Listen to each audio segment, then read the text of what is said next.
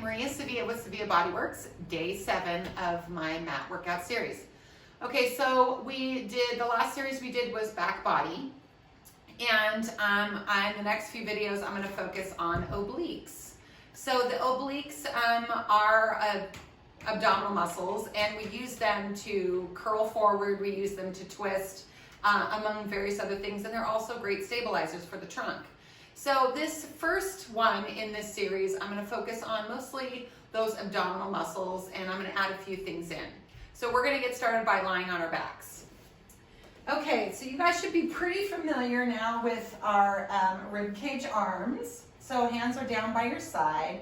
I'm in a neutral position. I'm going to take a deep breath in through the nose. And then as I exhale through the mouth, I'm going to float my arms overhead. And when I float my arms overhead, I'm concentrating on keeping my trunk still.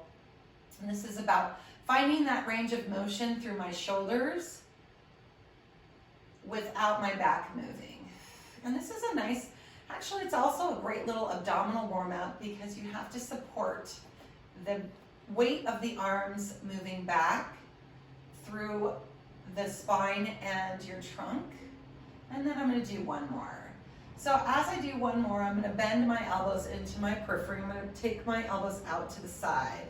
So I want to let my head rest in my hands. I can see the elbows just out to my side. I'm going to drop my chin down, and I'm going to gently curl my head, neck, and chest up. I'm going to bring my gaze down and then come down. So again, the first few ab curls of the day can feel a little sticky. So we're starting with these. I'm going to have you do one more. Go ahead and come all the way up. Hold it here. Think about the crown lifting up and the sternum coming down. Gaze downward. Bring your arms forward past your hips. Bring the arms all the way back up to the ceiling, behind the head, and down. 2 more times. Take a deep breath in. Exhale, curl your head, neck, and chest up. Hold. Reach the arms forward, past the hips. Lift up a little higher if you can. Bring the arms up behind the head, and then gently come down. One more of these. Take a deep inhale through the nose. Exhale, curl your head, neck, and chest up. Hold it here. Breathing in, exhale, reach your hands forward, curl up a little bit higher. Reach your arms up behind your head, and then gently come down. Ooh, that feels good. Okay, we're going to take that into our rotation now. So hands stay behind the head, taking that breath in, exhale, curling your head, neck, and chest up. Okay, we're going to rotate right first. So when I rotate right, I'm going to take my right elbow back. But I don't want my shoulder to drop down. I want my shoulder to stay in line with my upper body here. And then I'm going to push my left arm forward. I'm going to come back to center. I'm going to do the other side. You can take your inhale through the twist and then the exhale to come back. Inhale through the twist. Exhale to come back. One more each side. Inhale through the twist. Exhale back, inhale in the twist, exhale back, and then gently come down. Oof, okay. Warming up those upper abdominals and those upper obliques, and then I'm going to start to work down through the transverse abdominis and the internal obliques. So I'm going to have you drop your hands down by your side, fingertip touch, bring your knees to tabletop. So tabletop position, take your hands on top of your knees, and then just kind of stir in your hips a little bit here. And this is just disassociating the hip joint kind of from the low back. So I'm just trying to keep my back in neutral as much as possible. And I'm just trying to feel that weight in the hip sockets. And then I'm going to come back into that tabletop position, hands down by my side. Starting with toe taps. So toe taps are movements from the hip joints, not from the low lumbar. So the low lumbar is staying still. And you want to be careful, don't bear down into your back. I see a lot of people really trying to hold this position. Let the belly sink in, try to keep relaxed through your upper body, not gripping and tensing through your neck. So I'm going to do 2 more of these.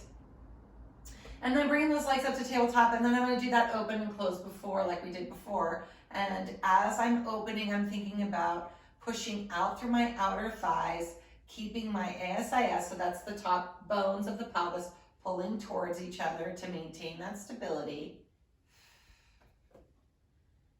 And one more of these, and then coming back to that tabletop position. So I'm going to have you do one leg at a time. So the right leg is going to go up, maybe not as far as when we were opening both legs, so maybe just slightly outside of that frame. And then I want you to think about that left leg, that sinking down into that socket so you really can feel that posterior hip compartment down and then coming back to this position and then doing the other side. Because really what you don't want to do is you don't want to rock over with that leg. So the left leg is opening. I can even take my right hand and kind of push down to help stabilize if I'm not so sure. And you'll notice right away what side is a little bit more loosey-goosey. It's easier for me to open the right and keep the left stable. It's harder for me to open the left and keep the right stable. The right wants to go long, so I can kind of push down a little bit there. And this is just kind of targeting that transverse abdominis and those internal obliques to stabilize what is happening with the thighs.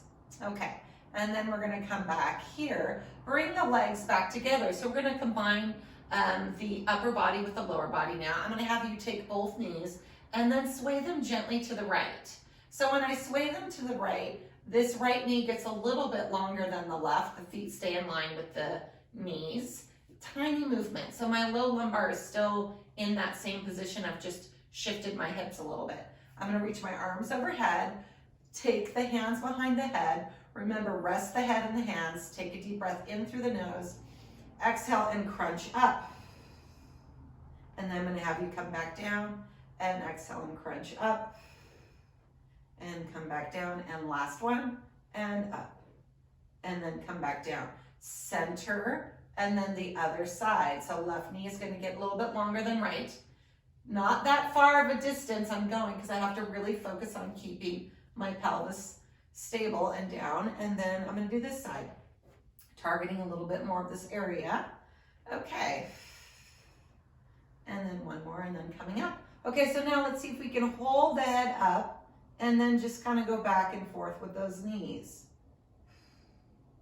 See how small my movement is.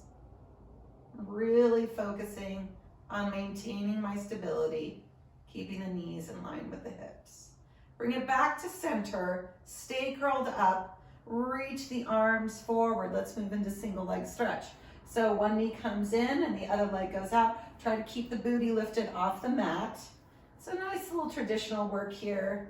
You can take those legs lower if you'd like, or 45 degrees, and then we'll move straight into crisscross, of course. Talking about obliques here, so going back and forth, again, taking those legs lower if you want, or up. Okay, last one. Bringing it in, hold those knees in, send the left leg out, take the right leg up. We're going to pull gently, not bouncing. Use the muscles, pull, and then switch and pull, and switch. So some traditional work, pull, switch, pull, and switch. Let's hold that right leg here. Send the arms up to grab the ankle or as high as you can go, and then trigger fingers, hands on the outside, down and up 3 times. 1, 2, and 3. Switch, here we go, other side, down and up. 1, 2, and 3. Bring it in. Rest the head, neck, and chest. Take a deep breath in. Bring those feet down. Okay, so we had our feet up in tabletop. We're doing a lot of hip flexion there, so I like to kind of mix things up. We're gonna go into some pelvic curls. So we're gonna look at how our obliques work with this a little bit. And we're gonna bring a focus into the lower torso and those twists that I've done before, really targeting those obliques. So it's gonna feel a little bit different today. Going into pelvic curls, tucking your tailbone, lifting your hips up.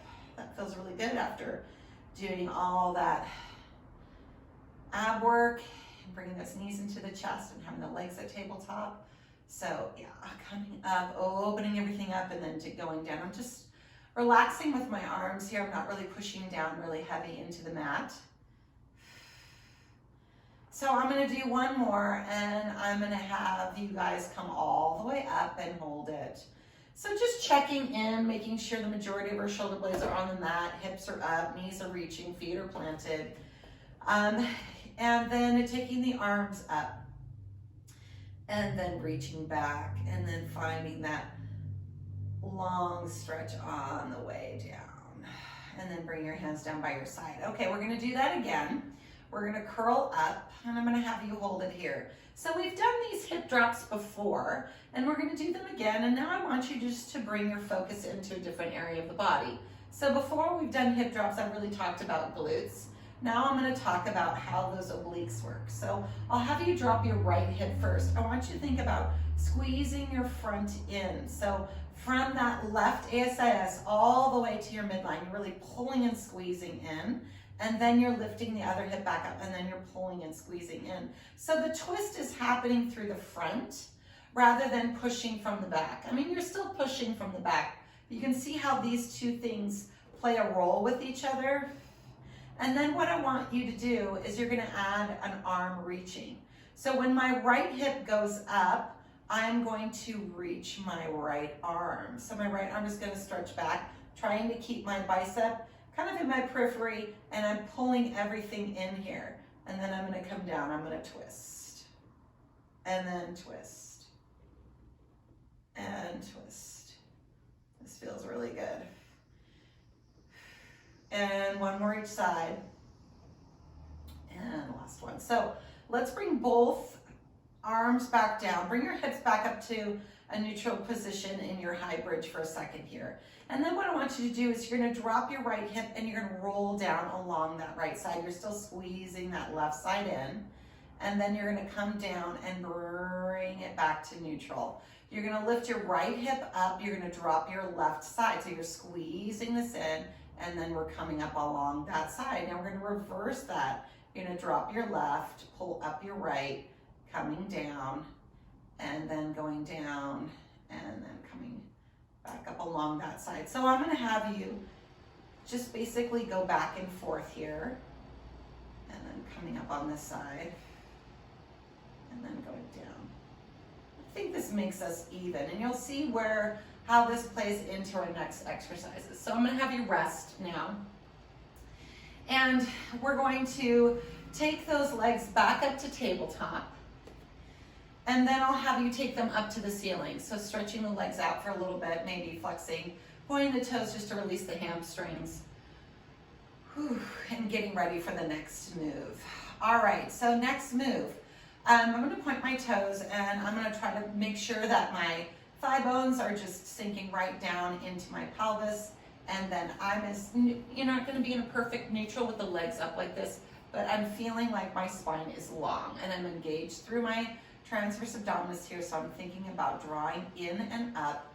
And I'm gonna do a little tick-tock. So I'm gonna take both legs over to the right. So similar when my legs are at tabletop, one leg is gonna get longer than the other. So you can see my right foot's getting longer than my left, and my pelvis is staying down.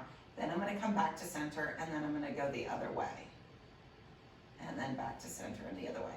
So when you're doing this, there is kind of a little bit of a counterbalance through the upper body that you'll feel.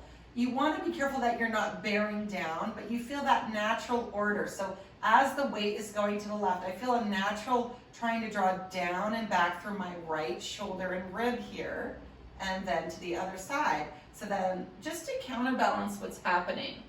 And caution not to be over gripping in your shoulder and your neck. And then I'm gonna have you come back to the center position. So that's the hip movement, one leg getting longer than the other. Now what we're gonna do is the hip is actually gonna lift. So similar to when we were doing those movements in our pelvic curl, this is the same thing. So my right is gonna go down, my left's gonna lift. And then I'm gonna come back to center, and then my left's gonna go down, my right. So I have to actually pick up my right booty cheek, and then I have to pick up my left, and I'm going back and forth. And then you'll notice that this, again, is kind of counterbalancing. So I'm trying not to lift my ribs up with it. And it's a different intensity in this exercise than when you're just doing the legs and keeping the spine neutral. I like to practice both. I think they're both excellent. They both do target the obliques, but the focus is a little bit different. One is on that pelvic stability, and one is on that pelvic and low lumbo-pelvic mobility. So both are good to practice. Okay, So that sort of is kind of like a little bit of a segue into corkscrew. I'm not going to do the full traditional corkscrew version. I'm going to do like a modified version for you today. So bringing your knees up to tabletop, I consider the full version of corkscrew to be a little bit more advanced. So we're in an intermediate level here. So we're just going to bring those legs up to tabletop, resting your hands down my side, and then, you know, pick your booty up off the mat. So when I teach my clients how to do this, a lot of people want to, you know, they want to push from their back. And that's a difficult thing. Pelvic curl, like you can think of pelvic first. So I'm not able to push into my feet. When you push into your feet, you do your pelvic curl. That's what you're doing. You're lifting your hips, lifting your pelvis up. This is the same thing. You're lifting your pelvis. So it comes from the low belly. Okay. So try not to push into the back. I see that happen a lot. And you kind of know because you can see my chest and my head isn't moving when I'm doing this. And that's a pretty good indication that we're just curling from our tailbone. Okay, you're going to sway your knees to the right. And then you're going to do the same thing. Lifting and lowering. Okay, and I have my knees together. My left hip is slightly lifted.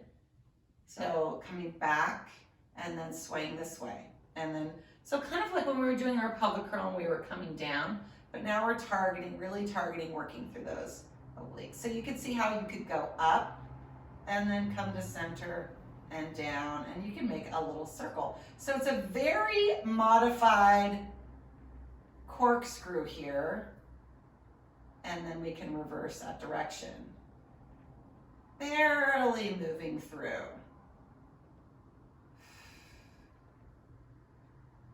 And if you feel any back problems, just come down and rest, or any pain in the low back. And then we're just gonna gently come down. Whew, that felt great. Open the arms up, go ahead and sway your knees to the right. And just enjoy all of that there. Opening the side body and breathing in and out. And then coming back and then going the opposite direction. Oh.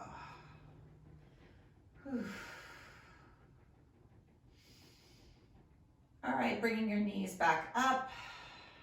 Bring your knees into chest, maybe rocking back and forth, massaging the low back. And then rolling up. Okay, so that's today's video for the obliques. We will be doing some different things tomorrow. We did a lot of these exercises lying down on our back. So tomorrow we probably won't be lying so much on our back, but we still be doing a lot of oblique work. So I hope you enjoyed today's video, and I will see you again tomorrow. Bye.